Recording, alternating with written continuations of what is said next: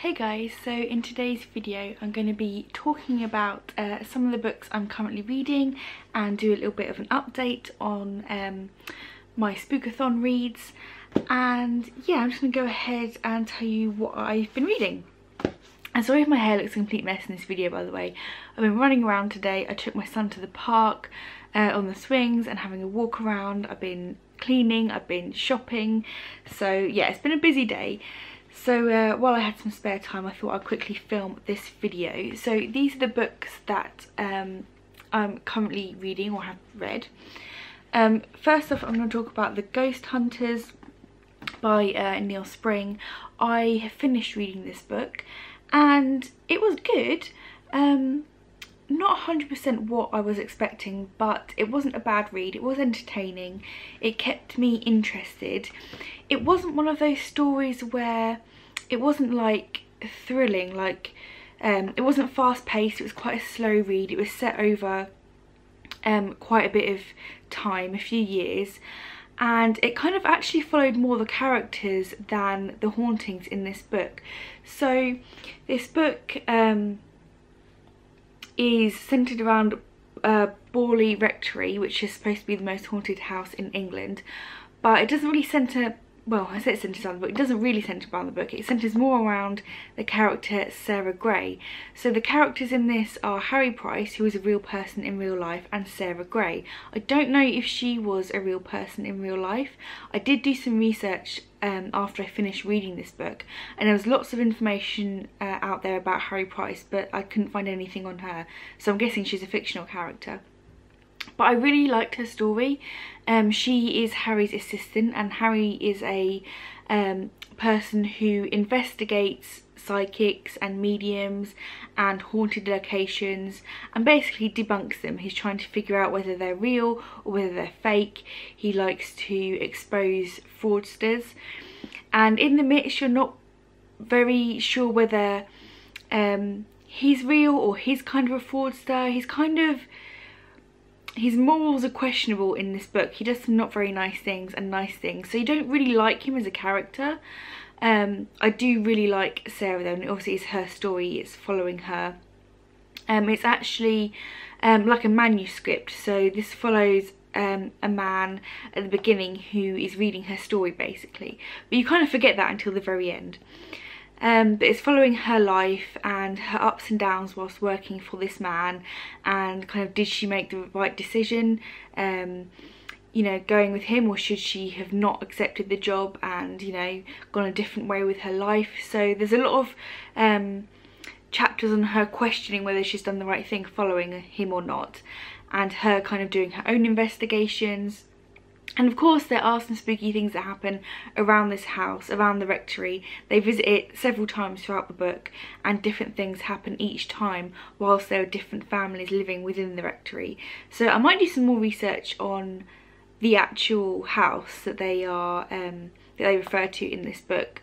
But yeah, it was good. It was a good like, if you're not really a horror fan or you're not really into ghost stories, I would say this would be a good one to check out if you wanted something a little bit spooky to read around October, because it is a ghost story, but it's not really a ghost story. It's more about Sarah Gray's life and her experience working for the man Harry Price, and about her life and her troubles and whatnot. So yeah, it was good. Wasn't wholly what I expected, but I am glad that I read it because it's been sitting on my shelf for quite some time.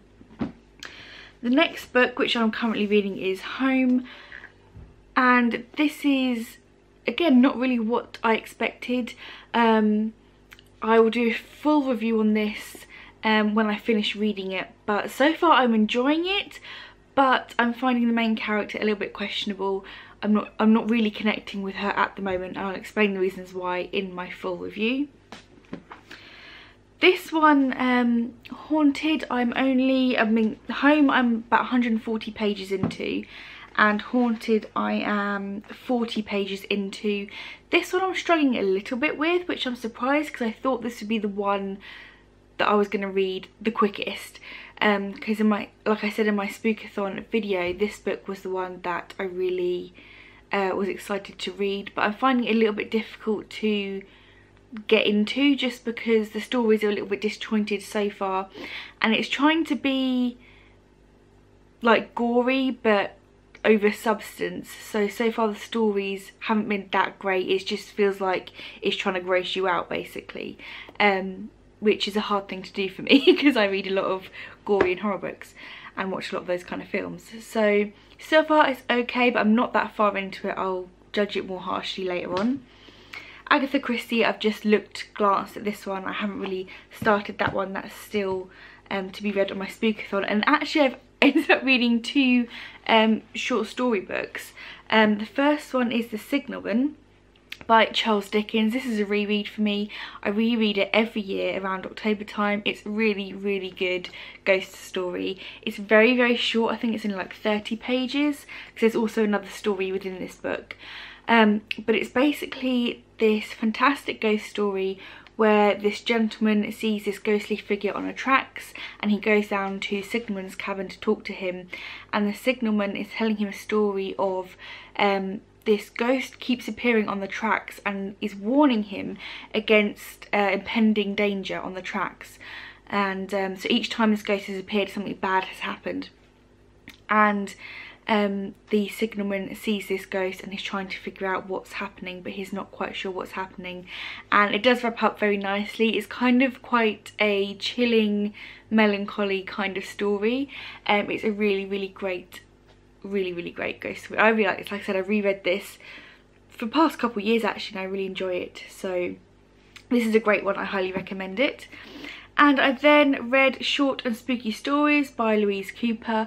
I picked it up from a charity shop a while back, and it's really, really good.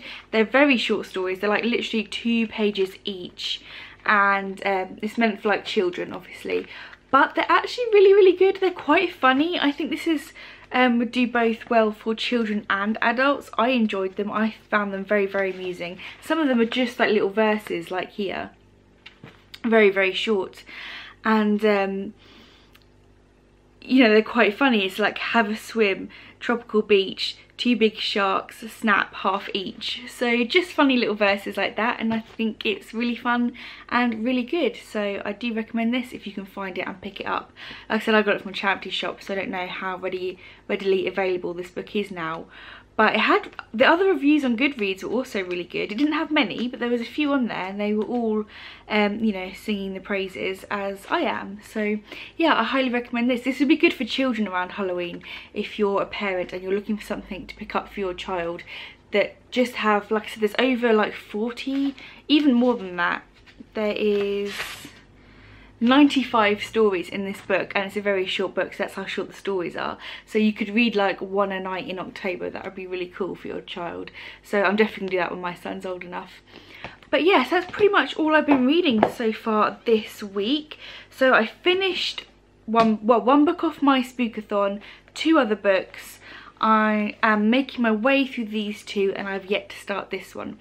So that's all I have to say in this video really. It was just a quick little update. I hope you guys enjoyed it and it wasn't too boring. If you have any thoughts about the books, please leave them down below, and if you're reading any spooky books for October, then please let me know what you are reading in the comments down below. So as always, thank you for watching, and until next time, bye guys.